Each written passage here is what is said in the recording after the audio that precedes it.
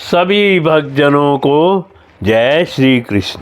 श्री मैत्रेय जी कहते हैं, विदुर जी, वह दुष्ट वेन धनुष बाण चढ़ाकर वन में जाता और व्याध के समान बेचारे भोले भाले हिरणों की हत्या करता।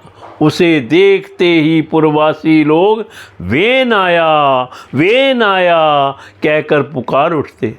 वह ऐसा क्रूर और निर्दयी था कि मैदान में खेलते हुए अपनी बराबरी के बालकों को पशुओं की भांति बलात् मार डालता। वेन की ऐसी दुष्ट प्रकृति देखकर महाराज अंग ने उसे तरह तरह से सुधारने की चेष्टा भी की, परंतु वे उसे सुमार्ग पर लाने में समर्थ ना हुए। इससे उन्हें बड़ा ही दुख हुआ।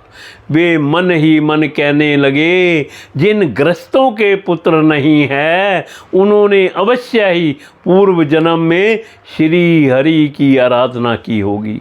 इसी से उन्हें कुपूत की करतूतों से होने वाला असह्य कलेश नहीं सहने पड़ते, जिसकी करनी से माता पिता का सारा आयुष मिट्टी में मिल जाए, उन्हें अधर्म का भागी होना पड़े, सबसे विरोध हो जाए, कभी ना छूटने वाली चिंता मोल लेनी पड़े और घर भी दुखदाई हो जाए।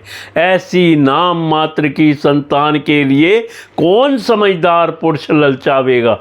वह तो आत्मा के लिए एक प्रकार का मोहमय बंधन ही है। मैं तो सपूत की अपेक्षा कुपूत को ही अच्छा समझता हूँ, क्योंकि सपूत को छोड़ने में बड़ा क्लेश होता है। कुपूत घर को नरक बना देता है, इसीलिए उससे सहज ही छुटकारा हो जाता है। इस प्रकार सोचते सोचते महाराज अंग को रात में नींद नहीं आई। उनका चित्त गृहस्थी से विरक्त हो गया। वे आधी रात के समय बिछोने से उठे। इस समय वेन की माता नींद में बेसुध पड़ी थी।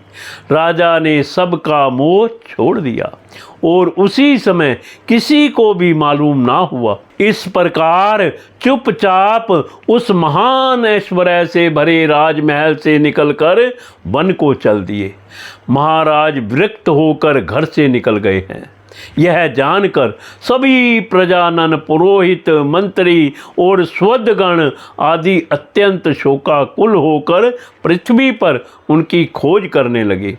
ठीक वैसे ही जैसे योग का यथार्थ रहस्य न जानने वाले पुरुष अपने हृदय में छिपे हुए भगवान को बाहर खोजते हैं। जब उन्हें अपने स्वामी का कहीं पता ना लगा, तब वे निराश होकर नगर में लौट आए और वहाँ जो मुनिजन एकत्रित हुए थे उन्हें यथावत प्रणाम करके उन्होंने आंखों में आंसू भरकर महाराज के ना मिलने का वृत्तांत सुनाया।